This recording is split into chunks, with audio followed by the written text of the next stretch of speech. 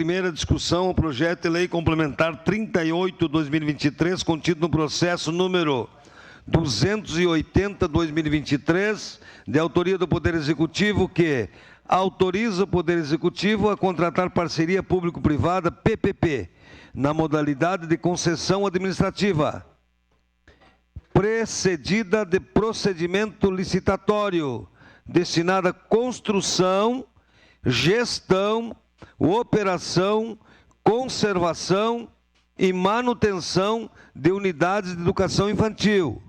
Vincula recursos para a criação de mecanismos de pagamento e de garantia pública da referida parceria e da outras providências.